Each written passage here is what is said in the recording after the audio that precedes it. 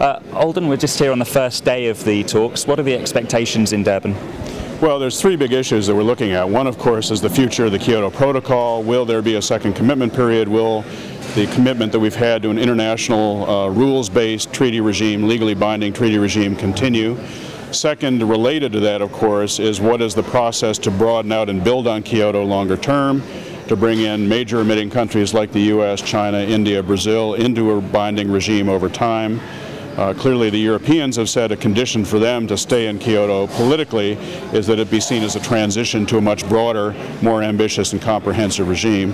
And then the third set of issues relates to the Cancun agreements, the Bali Action Plan, decisions on mitigation, on adaptation, on technology, on finance, setting up the new Green Climate Fund that was decided in Cancun last year, sort of the building block and more operational elements. So those three are the big ticket items. There's the most uncertainty, I think, around the first two, the future of Kyoto, and are we going to have a process launched out of here towards a longer term, more binding regime for more countries. That's where a lot of the uncertainty is, and people are saying you could either get a deal between the European Union, China, other big developing countries that sort of paves the way for that kind of political package by ministers, or you could get no agreement on that and you come out of here with a sense that Kyoto is withering on the vine, that it may continue after 2012, but if countries don't have commitments, it's basically a zombie agreement, an empty shell.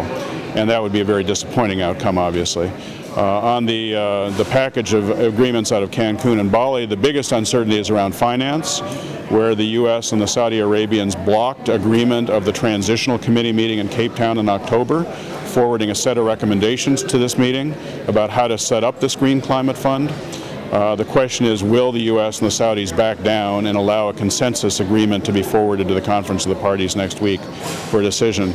The other big discussion here on finance is long-term finance, because in Copenhagen the developed countries committed to put in $10 billion a year over a 3-year period starting in 2010, ending at the end of 2012, for help for developing countries on issues like reducing deforestation, transferring clean technologies, and adapting to the impacts of climate change.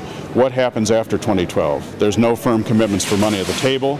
There was an aspirational goal in Copenhagen of trying to generate $100 billion a year by 2020, 10 times the amount that's now going from the developed countries for these purposes.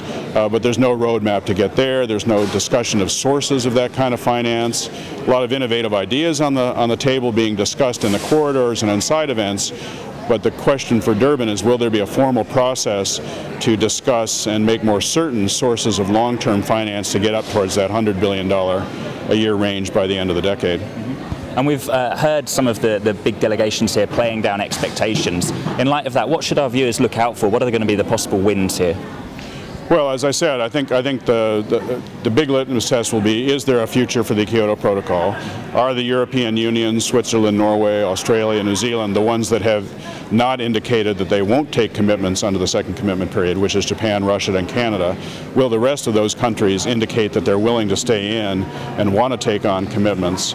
But as I said, that's sort of a quid pro quo for what happens on this broader track coming out of here for a roadmap or negotiations towards a longer-term agreement. So I think that's the biggest thing to watch on the opening statements, to see where countries are coming down.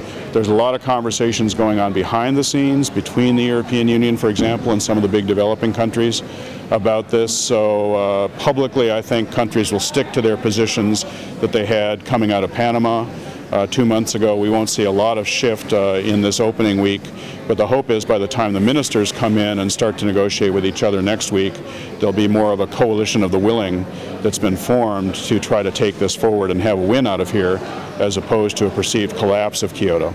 Okay. Let's keep our fingers crossed. Alden, thanks for joining us. Sure.